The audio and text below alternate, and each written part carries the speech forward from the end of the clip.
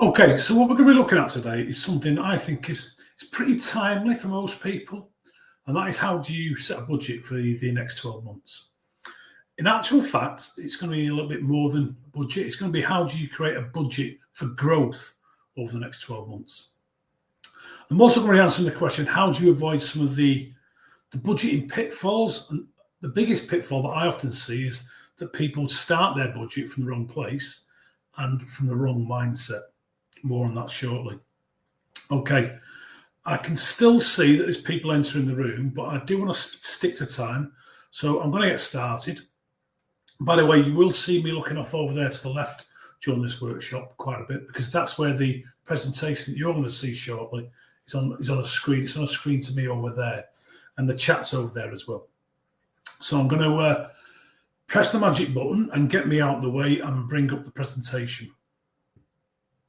Now, for me, as we head towards the end of the year, it's a perfect time to start thinking about budgeting.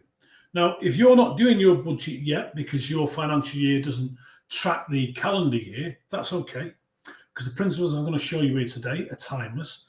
So you get them today, and then you can put them into your arsenal of business tools to use in the future. Now, I don't know about you, but in my early days in business, I found the whole budgeting idea a little bit confusing. Can you just put in a Q&A, by the way, before you put in the Q&A, can I just mention as an aside here, I do urge you to participate in the workshop today, because that's how you're going to get the most from it. So do use the chat, do use the Q&A, do participate in the questions. And I also want to point out there's no daft questions here today. I absolutely guarantee that if you've got a question, someone's going to be thinking exactly the same thing. So where was it? Oh, yeah. Can you please put in the Q&A, when I say the word budgeting, what's one thing that comes to mind? Or it could be two or three things. So what comes to mind when I mention the word budgeting?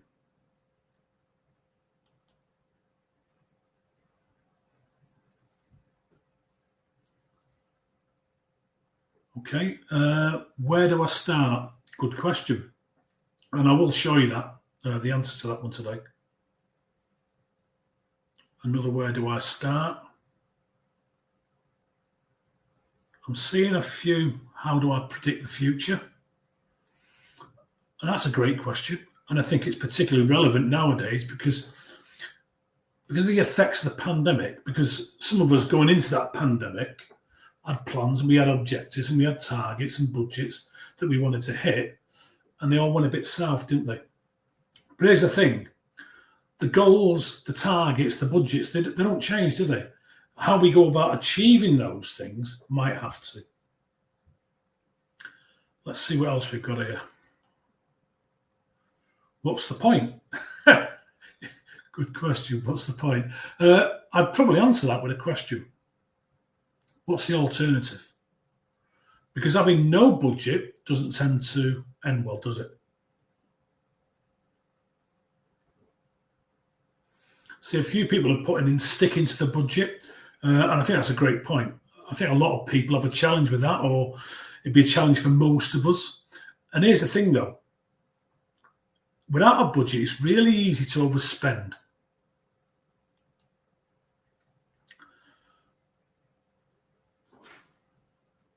I'm no good with numbers. Neither am I, really. And you don't have to be. It's just basic arithmetic. And there's loads of tools and apps around nowadays that can make this really simple. I'm actually going to be sharing some tools with you here today that I'd gladly give to you. Now, what I find is that a lot of people go into overwhelm when it comes to budgeting, and others often leave it a little bit too late. And one of the issues with leaving your budget too late is that the year rolls along pretty quickly. And because time stops for nobody, if you haven't got a budget at the start of the year, then what you can find yourself doing is probably you're flying blind, and you'll find it hard to reset, and you're going to spend the rest of the year playing catch up. Another problem with budgeting is it's not really a perfect science, is it? And it never was. It's guesstimating. That's what you're actually doing. You're guesstimating. But if I was to ask you to put some numbers together for your business, you'd probably have more knowledge about your industry and the trends within your industry and your marketplace than anybody else. And taking that knowledge and that information and turning it into some numbers is really important. And what you have to remember is that numbers are the language of business, and you want to be using your numbers to write yourself a really exciting and compelling story for the coming year. Now, one of the reasons why people avoid budgeting is they think they've got to get it right. It's got to be accurate. It's got to be perfect. So we're going to talk about that a bit today and make it a bit more meaningful so that you understand it's really not about being correct. It's more about strategizing about where you want your business to go. Now, for me, the opportunity is pretty much like what you can see on the screen there. Without a budget, we can be a bit all over the place. We're just running around being chaotic. We can see expenses coming and going, but we've got no real framework to see whether or not we're on track or we're off track. Now, I quite like the analogy of driving a car. I ask the question, is the speedo important in a car? And most people will say it is. And when I ask them why is it important, some say it's because they need to know if they're staying under the speed limit. And then I'll reframe the question and ask, well, what if there's no speed limit? Is the speedo still important? And in short, it's not really, is it? The reality is the speedo is only important if you've got a reference point that calls or tells us that the fact that we're driving at 60 miles an hour, and we can ask, is that too fast or is that too slow? Now, some of the big pluses of having a budget is it anchors you to a reference point. And then what you can do is you can look at the monthly figures and we can assess whether or not we're ahead or we're behind of our anticipated business journey. And then we can do something about it and course correct. So let's say, for instance, we made £50,000 profit last month. Is that good or is that bad? Now, it depends really on who you are, doesn't it? If you're a startup, £50,000 is probably awesome. But if you're an FT 100 index company, then you're probably a bit in it, or you're probably in a lot of trouble.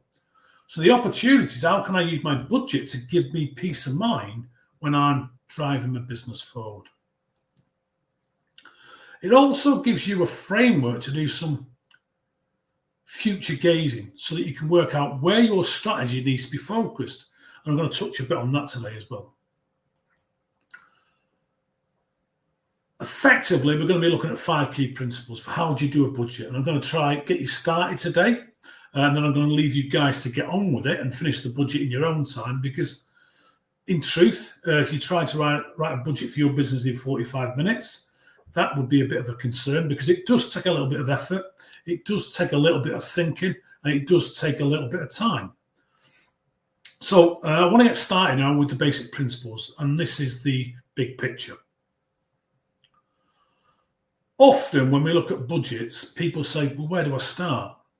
Well, I suggest you start at the beginning. And when you look at how the business runs, there's 2 kinds of expenses. There's what's known as fixed costs, or as I prefer to call them, overheads, which is basically the cost of running the business. And they're pretty much the same every month, which means you can predict those year on year, unless there's been some kind of physical change in the business. Now, fixed costs or overheads include things like regular wages, taxes, insurance, utilities, etc. And then we've got another cost, which is variable cost of sale or cost of goods. And it sort of looks like this on the graph.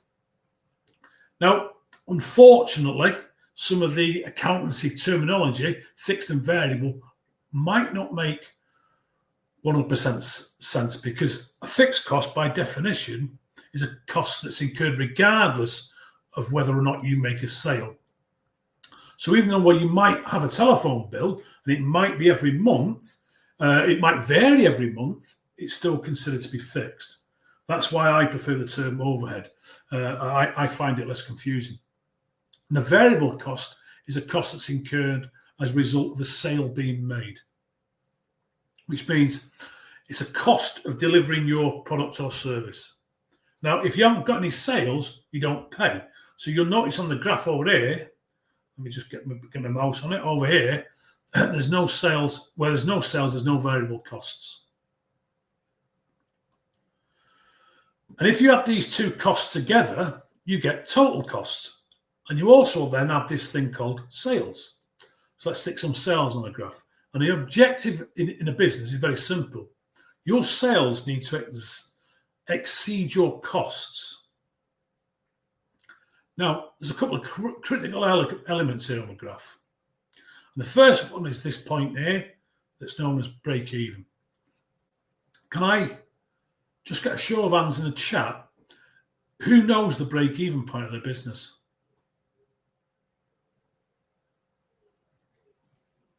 Who's tracking that?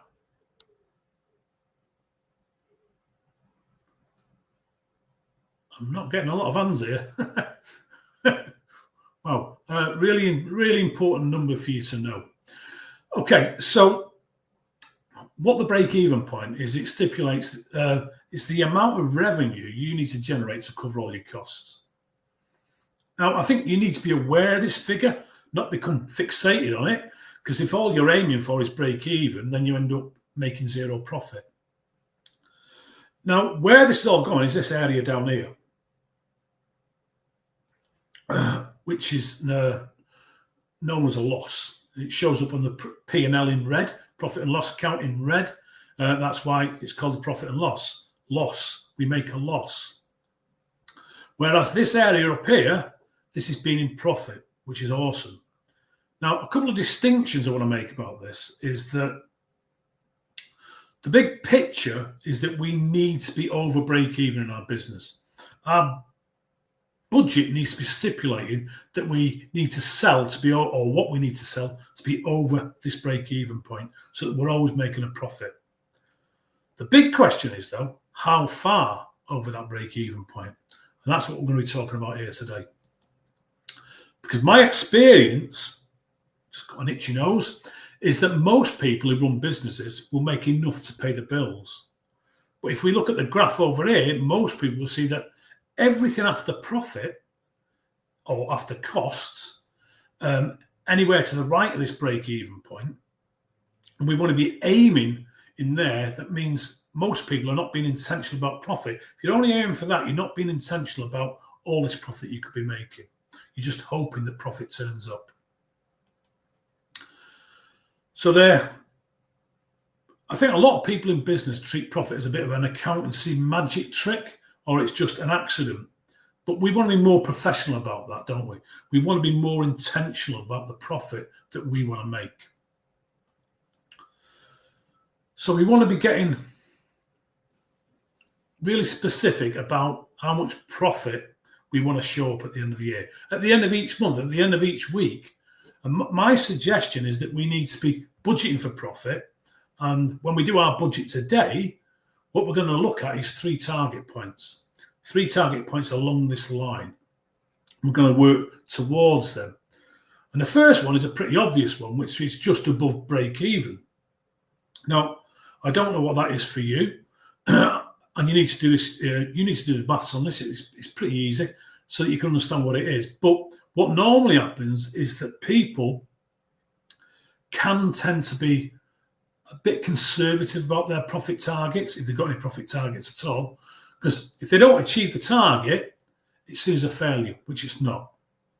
So the question is, where should you be aiming for in business? Well, in simple terms, there's this section up here, or right at the top, which is known as maximum utilization.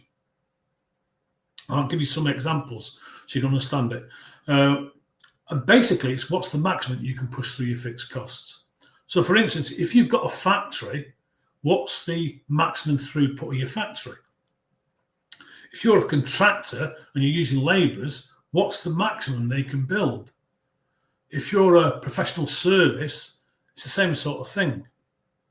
Now, for some people, it's all hypothetical, but you have to throw your hat in the ring. You have to ask the question, what's the maximum utilization of my resources?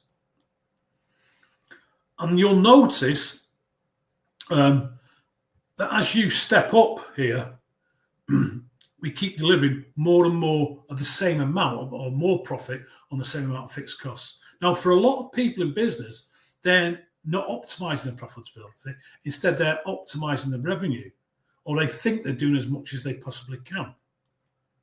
Now, when we start budgeting for maximum utilization, what we're saying is that in a perfect world, if we could get as many clients or customers as we wanted, and you could sort of set the price for the market, the question would be, what would the perfect world look like? And that's what this maximum utilization point is all about.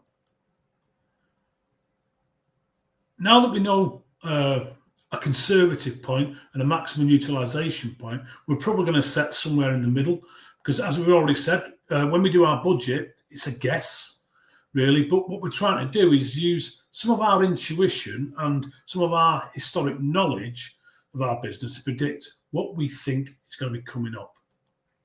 So the big picture is simple. As a business, we want to aim for maximum utilization. Let me just give you a quick story. A few years back, I was working with a hairdresser, and one of the questions I asked when we first started working together is, what's the capacity that they're running at now? That's probably a question you need to answer yourself as well when you look at your business right now. What percent of capacity are you delivering at? Because if you're at 100% capacity, then growing your business is going to be a little bit more difficult, isn't it? Now, for these hairdressers, they claimed they were at 100% capacity, and asked them explain that. And they said, well, we've got 3 hairdressers and myself, and each one of those is fully booked. And the only reason we ever drop below 100% is if there's any cancellations or no-shows. I said, well, that's interesting. Tell me a little bit more about the salon. How many seats do you have? And they told me they've got 8 seats. So you've got 8 seats in the salon. That means there's 4 seats that you're paying for that are not being used. So the fixed costs are high compared to what the capacity is. And their argument was that we can't find good hairdressers. Now, at the time, they were facing what they described as a really difficult employment market. And some people here today might be saying the same thing right now. So I suggested to them that they thought they were at 100% capacity, but actually they were only at 50% capacity. And the thing that was blocking them was not their ability to book more hairdressing clients, it was their ability to find hairdressers. And then when we looked at this graph over here, and they looked to their maximum utilization, it was a proper game changer for them, because they realized that their priority was not making sure the girls are fully booked. Their priority is finding 4 more hairdressers to work in the salon. And that's why when we start looking at maximum utilization in the business, it's when strategy kicks in. Can I just ask, is everybody following so far? Could you just give me a thumbs up if you're with me?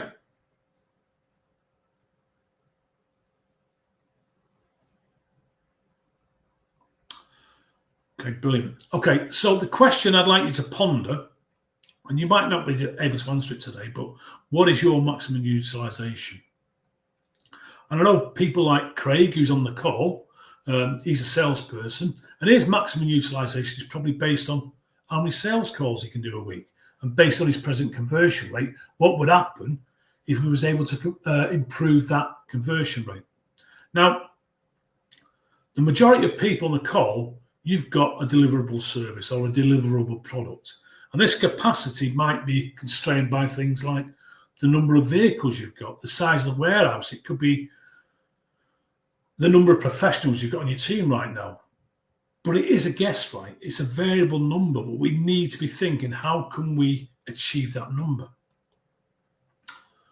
And moving right along, this is where the rubber hits the road.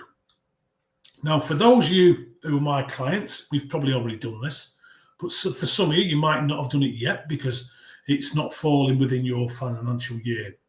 But I would still like you to practice this and guess what your estimated sales revenue would be for the rest of the financial year.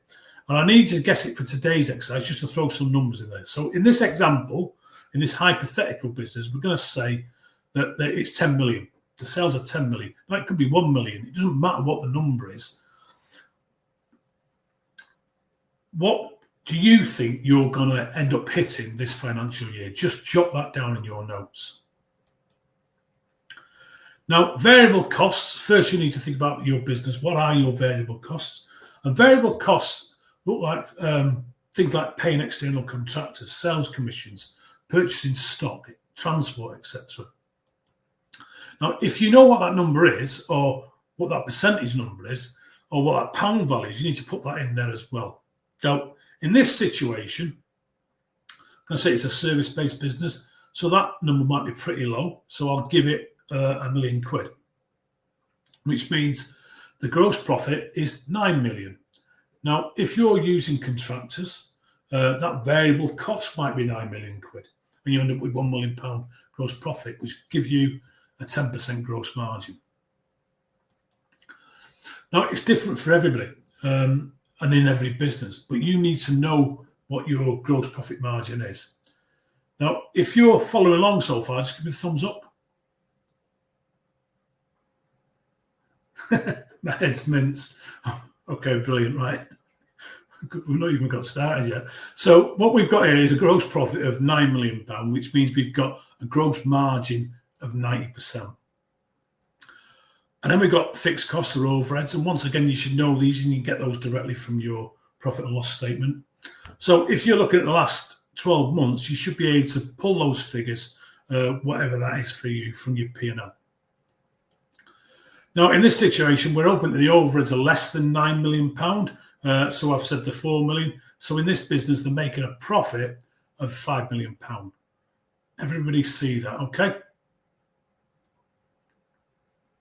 Now, you need to know these numbers because before you can start to move forward, you need to reflect on last year, because for some of you, in the last 12 months, I know you've seen massive changes. For some, you've gone forward and you've increased your revenue. For some, you've seen massive increases in revenue. I know that for some people I've spoken to that signed up for the workshop that I managed to speak to, some have had a tough year, and some of you have gone backwards. Another really key distinction, I would urge you to keep an eye on this, is this gross margin percentage. And you want to track that against the percentage that your sales are growing. And those two things should be at least growing in line with each other.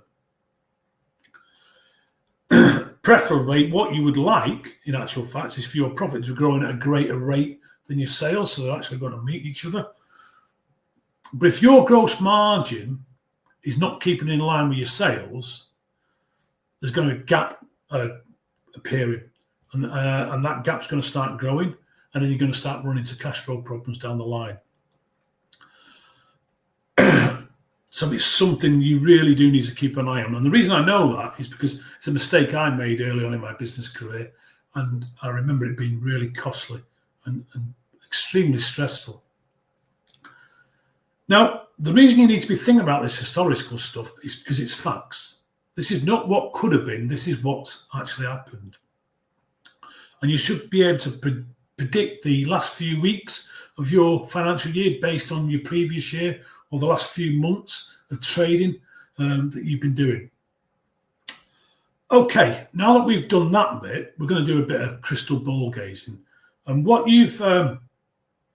actually, before I get into that, I almost forgot. I've added the break-even calculation for those who haven't done this yet. And the break-even calculation, as you can see, is overheads divided by gross margin percentage. Gross margin percentage, not gross profit, the gross profit figure. So you'd be dividing by this, not this. Once you know this number, now you know what you need to sell to break even. By the way, if you'd like a break even tool, which will make this really easy for you, just put it in the chat or email or DM me and I'll get one over to you. Now, just going back to this graph a second, what we're trying to do here is identify this point, the break-even point. And I'm hoping that for all of you, your break-even is lower than your current revenues. If it isn't, then you need to address that. Because if you're below break-even, it means your bank account is going down every month instead of going up. Right, any questions on what we've covered so far? If you've got a question, just unmute yourself and ask that question.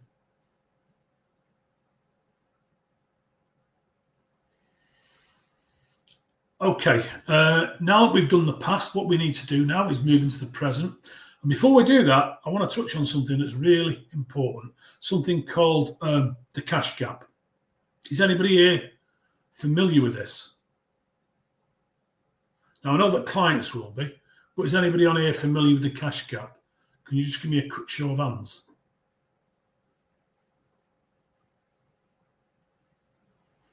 I can see a small number of hands going up. If you're not familiar with this, then you're about to learn something really interesting. Now, let me just say, before I start on this, I've actually worked with some big companies. I'm not saying that's a brag, but to point out that prior to working with me, they hadn't been tracking this thing called a cash gap. And it was costing them all, every single one of them dear. But if you understand and you track this concept, it can save you so much stress and you'll be able to sleep better at night. Now, the cash gap, by definition, is the gap between the growth in your business and the amount of cash that you have in your bank account. And anyone who's ever had any sort of surge in growth, and I've had clients that have done this that have been experiencing massive growth, and they've had more demand than they've had capacity for, and all of a sudden they end up running out of cash in the bank. Because what happens, and a lot of people don't realise this, is that growth sucks cash out of your business at an alarming rate. Now, I know for some of you on here today, including clients, that you're reluctant to do cash flow forecasting, which I urge everybody to do, by the way, because cash flow forecasting is a way of helping you predict the future, which means then you can then strategize for any future problems, and you're able to get on top of a situation today and not when it occurs. So, back to the cash gap. What happens is you may have employees and you might be paying them wages. You might be paying for stock. And that stock then comes into your building or your warehouse or whatever, and it sits on a metaphorical shelf. And of course, you could have both those situations. You might be where you're paying for wages and stock.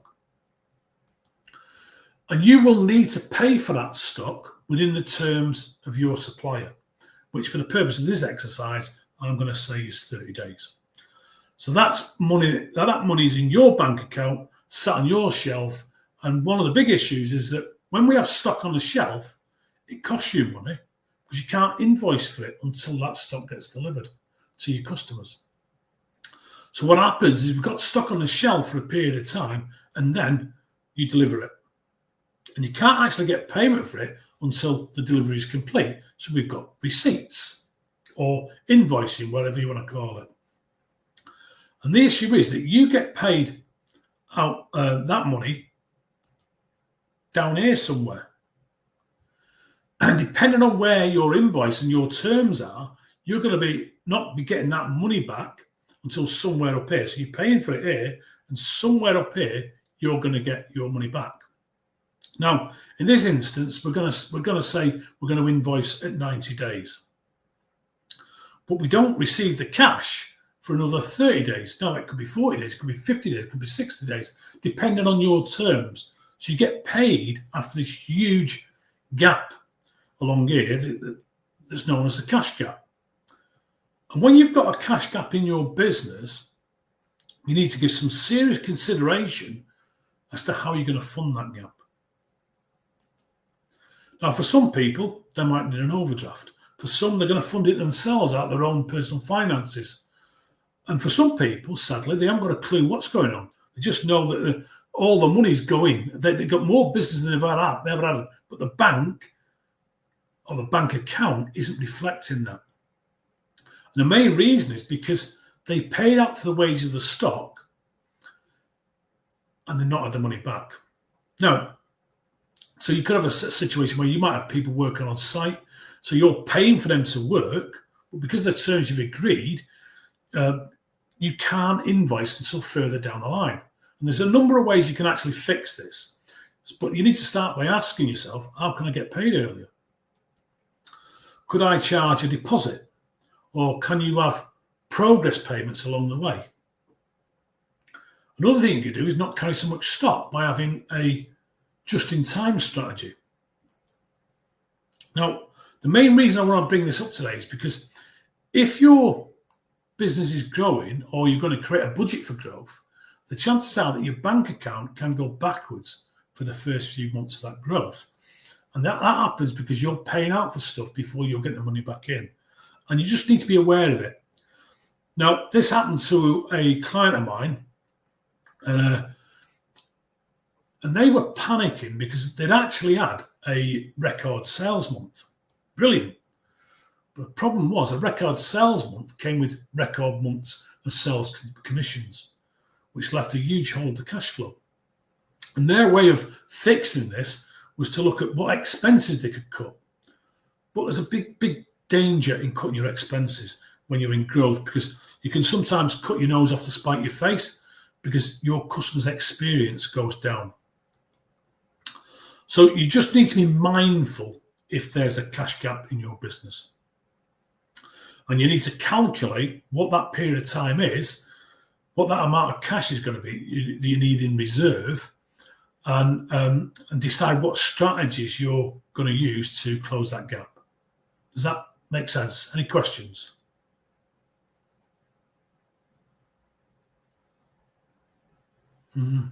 No. Good. Now, if anyone's in a pay before you deliver situation where you actually get paid before you deliver, I think there's one or two people on here actually that do that. That's a brilliant model because you get paid up front. So you never have a cash gap. You've got a cash surplus. And that's why subscription models are so attractive nowadays. And I think the guru of this was a guy called Michael Dell from Dell Computers. Now, back in the day, he had a bit of a challenge with a huge cash gap.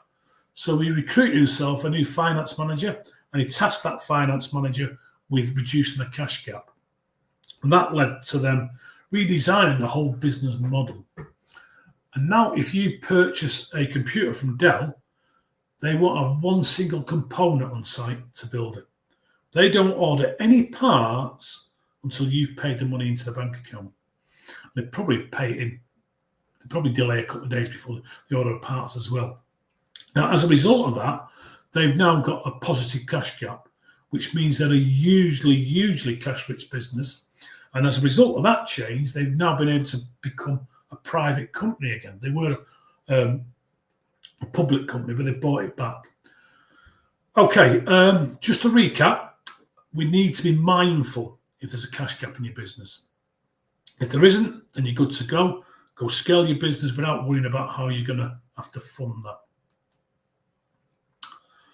Okay, so let's get back into this and talk about the next part, which is the future.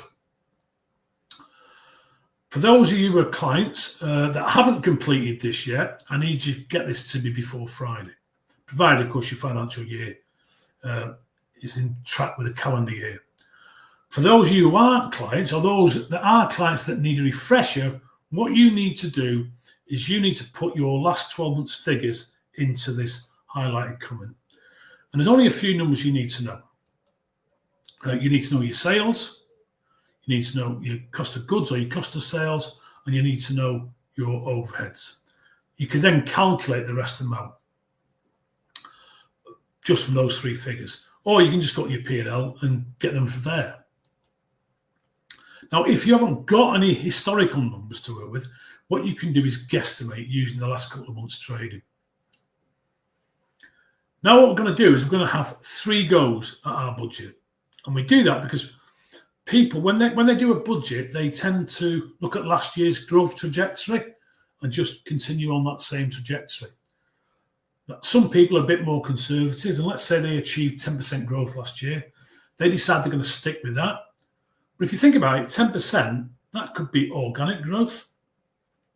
To be honest, I'm not a fan of either strategy because they're not very proactive. And it means you're settling for more of the same. And when you settle for more of the same, it doesn't take into account the really important thing, which is you could do something different over the next 12 months. So, for instance, you could invest in improved marketing. And And if you invested in improved marketing and it works, you might be able to double your revenue if you're really aggressive about it. Okay, just one second. I just want to go back to the graph, because when we do our budgeting, it's a bit like crystal ball gazing. We can do that conservative thing, which is here, playing safe. It's risk averse. It tends to be grounded in fear of failure. Or we can choose to be a bit more aggressive by aiming over here towards maximum capacity. Now, for our current infrastructure. Now, if you're contemplating moving into a new office space or a new workspace or a new warehouse, or maybe you're thinking about employing some more people, what does that really look like for you? And then what we're going to do is we're going to settle somewhere in the middle, which I'm calling the mid. And the mid is a stretch beyond being conservative. There's a gap there. But it's assuming that we're not going to get to maximum utilisation either. Make sense? So going back to this document, we've got these three columns. And the first column is going to be your conservative estimate. The next, for next year, I'm guessing that for most, that's going to be at least potentially 10% more than what you got this year. There's no rhyme or reason to me for 10%, apart from the ease of maths. So we don't have to think too hard. But whatever your conservative figure is, it definitely needs to be above your break-even point. Then we're going to think about a more aggressive, what's my maximum capacity? And if you're not sure how to come up with that figure, speak to your coach or just reach out and I'll help you get sorted.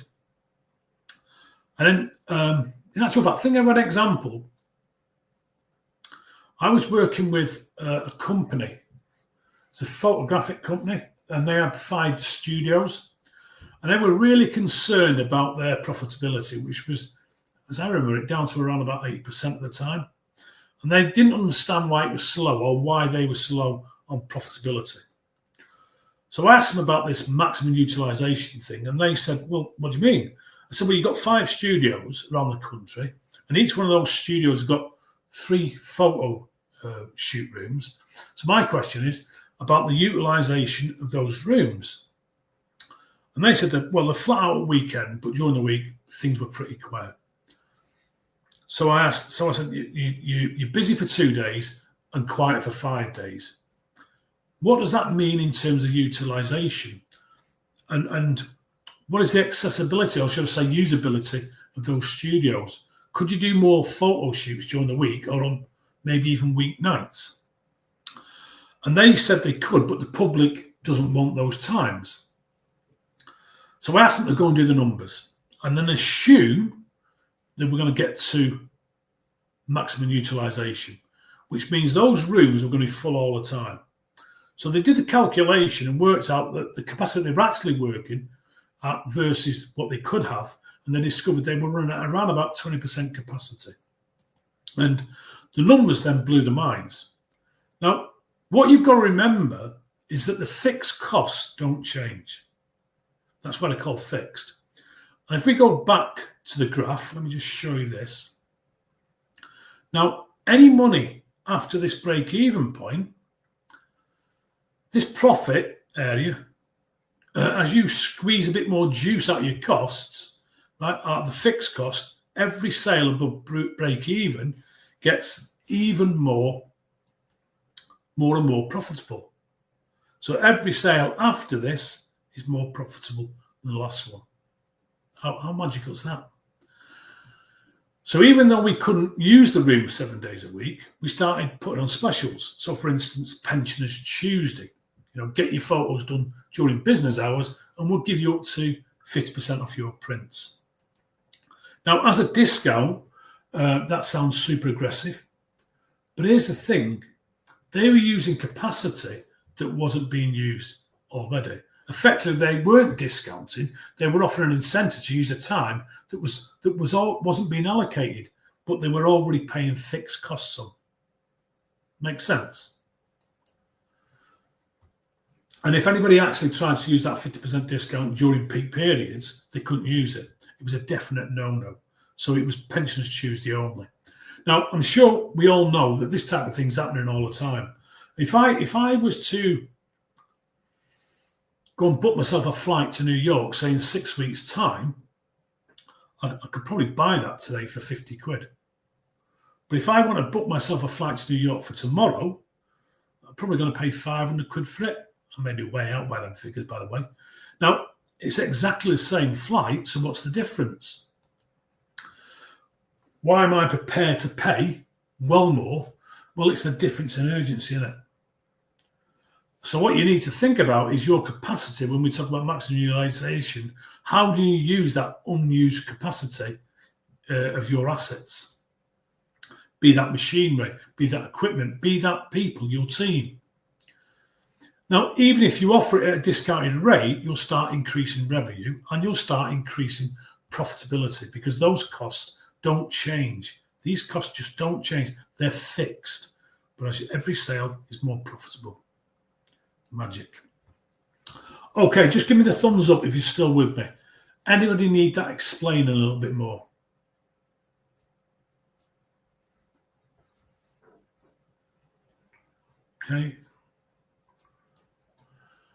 Okay, so this exercise is just a bit of a stretch, and you're just going to be asking, what is my maximum utilization? And I don't want you to think laterally about what is my maximum capacity, because what we did with the photographic studio is, even though there was a 50% discount, their profitability could go through the roof. And when we run the numbers and we did a budget and started offering these special deals to people in midweek, yes, there was some difficulty filling the slots. But what they had to realise is they've got photographers sitting around doing nothing anyway. And if you're doing nothing, what's the difference if you charge 20% or 100% of the price? Now, they had to be really clear that with people that they couldn't move their appointments. So I think they do a similar sort of thing in cinemas nowadays. They're showing the films anyway, so they might as well let people in there at a discount.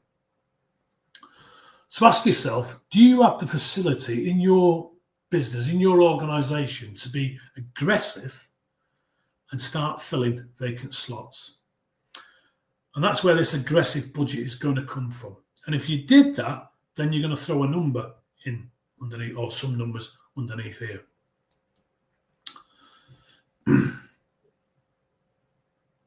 I would say it's probably going to most of you, because anyone who provides a service, what that means, if any service technician that you have working for you aggressively means they're billing every single hour. There's no downtime. There's no admin time, because you pay someone else to do the admin. So they're on the tools and they're billing all the time, if that makes sense. That's maximum utilization of a person's hours. So that then becomes your aggressive forecast. And then we got the contrast between the two. So what we should have now is our conservative, which is something you can pretty much guarantee you're going to hit. Then you've got our aggressive, which is a bit out there. And we're saying, if we get 100% of every single part of our resources, this is what we could get. And then we're going to be coming up with our mid. And you'll notice that when I went through this budgeting discussion here, it's not about how much business is out there. I've not been talking about how much work you can get. I've been talking about what's your most profitable capacity and how can you think differently about using that capacity to grow your business. Because for me, you should always be thinking about the maximum utilization and what you might be leaving on the table. Occasionally, I do some work with new coaches coming into our industry. And one of the things I ask them is, what's your target for clients? How many clients do you want to have and how much you're going to be charging? And some of them might say, well, I want 20 clients, I'm going to be charging them $2,000 a month. So that's £40,000 a month. Yeah, that's what I want. So I say to you, you've got to realise that every month that you don't have those 20 clients, that's money that's unrecoverable. So it's gone forever. So what I want you to do every month is you're going to write yourself a check. And that check is going to be the difference between what you actually invoice and what the target was. And I want you to take a good look at that check, and then I want you to tear it up and throw it away, because that's how painful it should be to lose the opportunity of not using your resources. Same for you in your business. Now, that's not just a business coaching thing. In everybody's business, there's a gap. And if you're not closing it, then you're throwing that money away. So get really, really clear about where you're leaving money on the table every year. Okay? And if you're going to justify that by saying we can't find good people, just like the hairdresser did, well, you've got the whole year then to strategize how can you attract those good people. Now, before I forget, actually, that hairdresser, by the way, has now got 2 salons running, and she doesn't work in either of them. And a couple of funny things happened after she focused on growing her capacity, and she found the 4 more hairdressers, which it took her nearly a year to do, by the way. But she realised that her role was more about keeping good people was far more important than her working the business cutting hair. And she also decided then to take a couple of weeks off and trust her team to look after things. And she made sure she was non-contactable. And a funny thing happened. They made more money while she was away. Now, I asked her, do you think that's just coincidence? And she said, yeah, probably. It's probably just a bit of a fluke. So she went on holiday again to see if it was right. And after 2 undisturbed holidays, for her, the penny finally dropped. And she realised that the business was far more profitable when she was away. She was the one getting in the way. She was the bottleneck in the business. She was the one that was blocking growth. She was like so many other business owners who won't let go. They've got their arms right around the business. They're the ones getting in the way because they just want to try and fix things. And often they want to fix things that aren't necessarily broken. And they, like a lot of business owners, including yours truly, back in the past, suffer from a thing called superheroitis. And the only way to sort of prove that is to start looking at the numbers. So when it comes to budgeting activity, that's what I'm asking you to do. This is a bit of a mind-stretching exercise. It's not about being accurate. It's about what's the capacity of your current business and what is the capacity going to be going forward. And how are you going to fill those boots? Because without knowing those limits, without knowing that capacity, it's really difficult to do this exercise. Okay.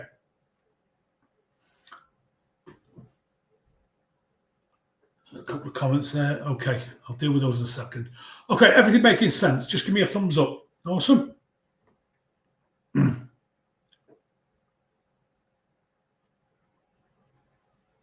Good. Okay, let's change gears a little bit now. Because we've done enough work on how to create this budget. And my recommendation is that though you need to have these numbers finished as soon as possible, because the last part of this exercise is going to look at the next 12 months and then map it out month by month. Because each one of you's probably got trends in your market, and you only need to use a spreadsheet to do this. I'm more than happy to supply you with a basic spreadsheet if you want. But once you've got these mid targets, we're going to break that down month by month for the next financial year. Before we do those 2 things, has anybody ever read the book Profit First?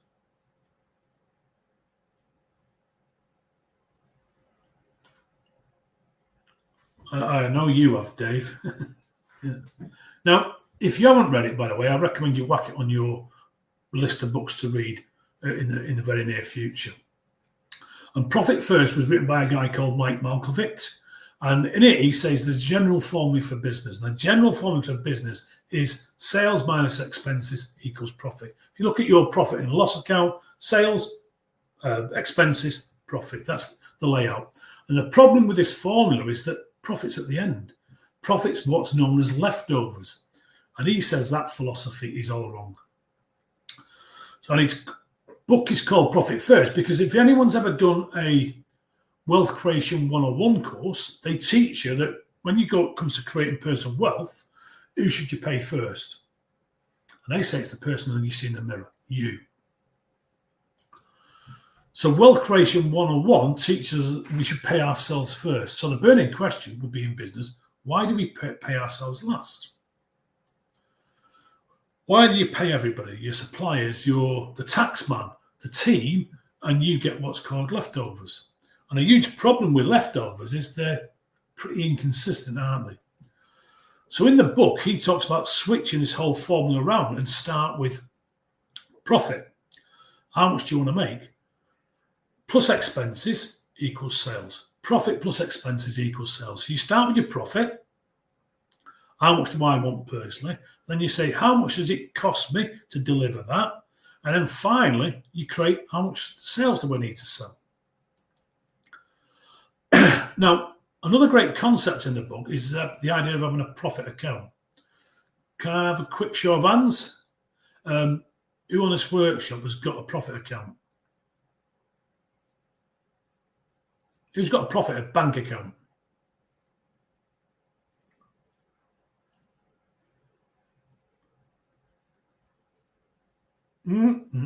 So far, I've got one out of 63 of you. No, for the rest of you, it might be something you want to consider because it costs you nothing to open a new bank account, does it? So you open a bank account and you call it a profit account. And to start, you want to deposit, in the book, it's recommended you deposit as little as 1% of your revenue into that account every week. Now, the question is, can you run your business with 1% less money? Of course you can. But when you think about this, what happens is you take 1% of your revenue, you put it into that profit account, an account that you're not allowed to draw on until the end of the financial year. And that means at the end of the year, you will have profit.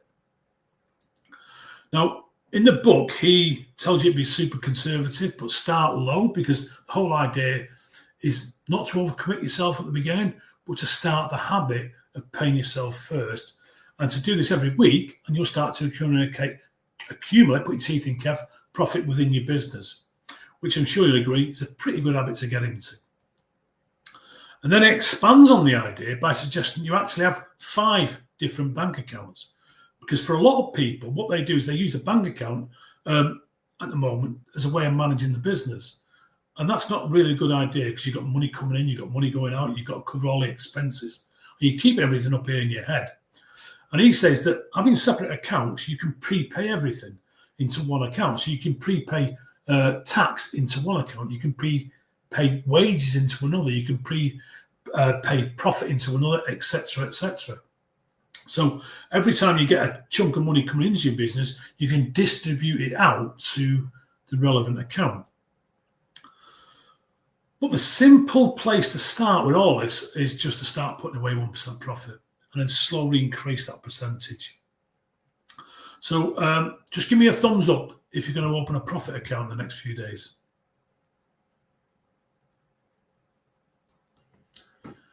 So the last thing I want to touch on is the actual budget in itself. And now what usually gets people a bit glazy-eyed and falling asleep is when you show them something like this. But you can use this. You could use this. It's a simple spreadsheet. And if you want this spreadsheet, just ask.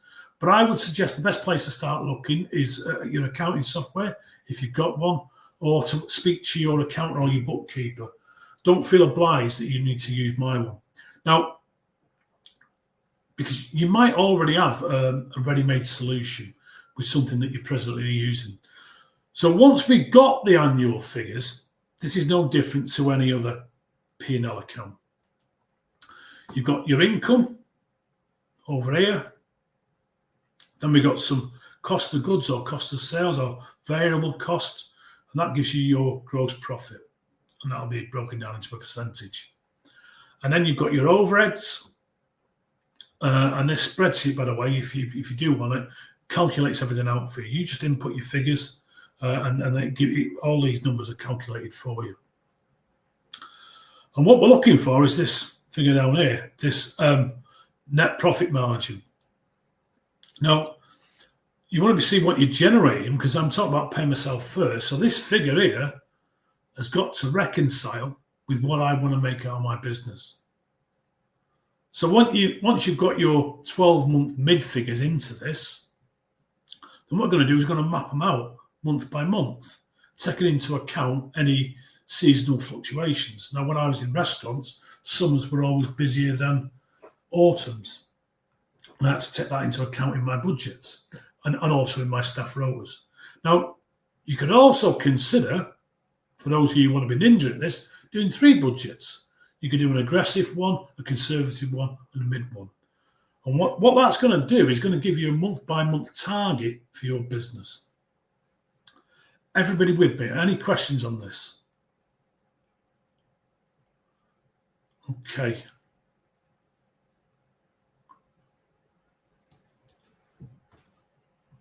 I can see there's a question there about maximum utilization, or a worry about maximum utilization. I know the whole idea of maximum utilization can scare people, but what you got to remember is this is just theory on paper. We're just mapping out a what-if scenario. And by doing this, I absolutely guarantee you're going to find unused capacity within your business or organization. And it'll give you areas, it'll highlight areas that you've got to work on.